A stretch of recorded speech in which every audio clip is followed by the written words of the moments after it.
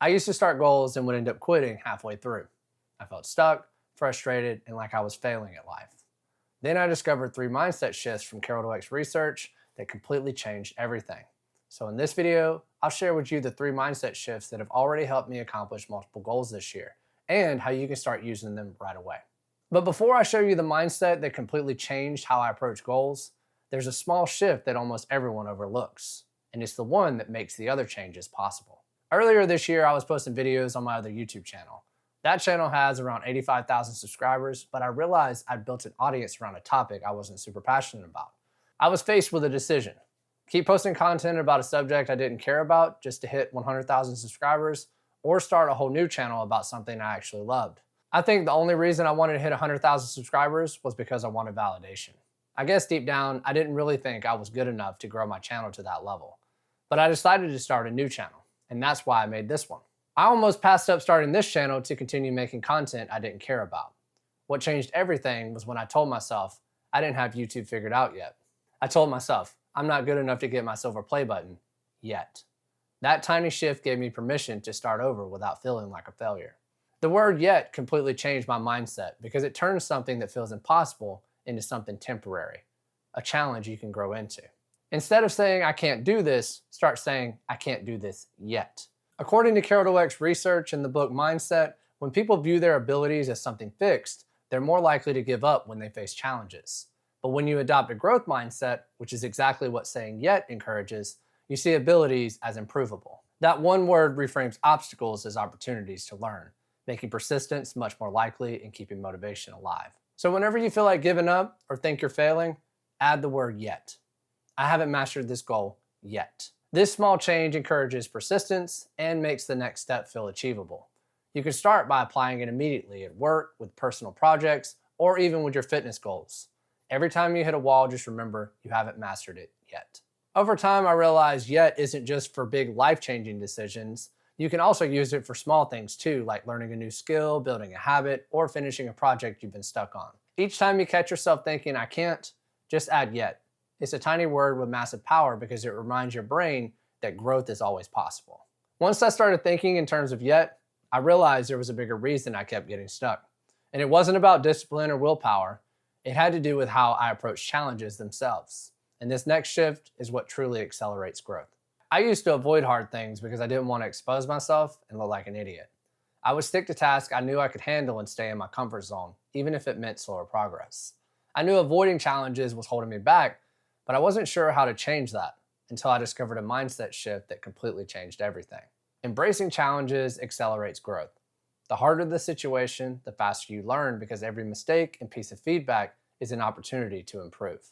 Carol Dweck's research shows that people with a growth mindset see challenges as opportunities rather than threats. They're more likely to persist, take risks, and ultimately achieve more. By embracing challenges, you train your brain to learn from failures instead of fearing them.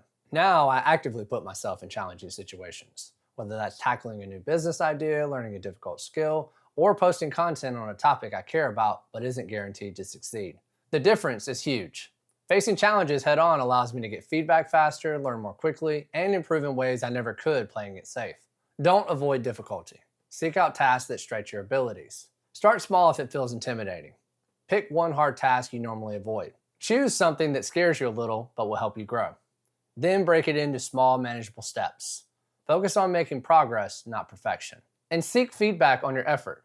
Ask someone you trust what you can improve. Don't just judge yourself by the outcome.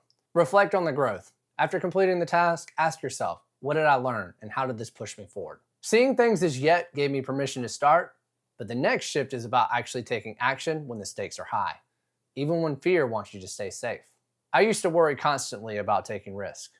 Even small decisions felt like they could backfire and make me look incompetent. I'd avoid trying new approaches, staying safe, even when I knew it was holding me back. Earlier this year, after starting this new YouTube channel, the biggest risk wasn't posting videos. It was starting over completely. I already had a channel with 85,000 subscribers, so I knew I could play it safe and keep growing that audience. But I wanted to create content I actually cared about. The thought of starting fresh was kind of terrifying. What if I wasn't good enough? What if I failed and realized I wasn't actually capable of growing a new channel? And yet, I decided to take the leap. I told myself I haven't mastered YouTube yet. That tiny shift allowed me to take the risk of starting over without feeling like a failure. Each video I post teaches me something new, helps me grow, and builds my confidence. Taking the risk became a pathway to learning faster and realizing my potential. Taking risk isn't about being reckless. It's about acting despite fear and using uncertainty as a tool for growth. Carol Dweck's research shows that people with a growth mindset reframe failures as opportunities. This perspective encourages risk-taking because mistakes are no longer threats. They're feedback that accelerates learning.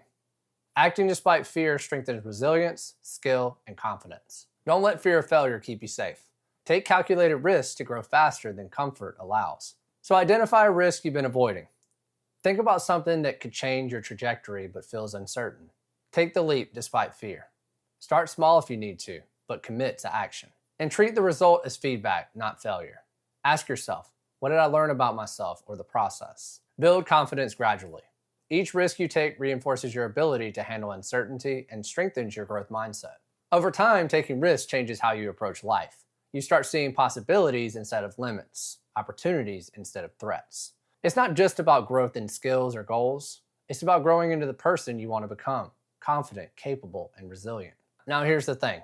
Even after reading this book, I still notice areas where I slip back into a fixed mindset. And honestly, that's normal. Carol Dweck talks about how having a growth mindset isn't about being perfect. It's about seeing challenges and setbacks as chances to grow. It's about noticing those fixed mindset moments and choosing to challenge them. So the next time you catch yourself thinking, I can't do this, add that one powerful word yet. That simple shift is what keeps you moving forward. But here's the thing. Understanding growth mindset is one thing. Actually taking risk and living it out, that's where most people get stuck. So if you've ever felt held back by fear of failure, watch this video next. Keep learning, keep growing, keep going, and I'll see you in the next video.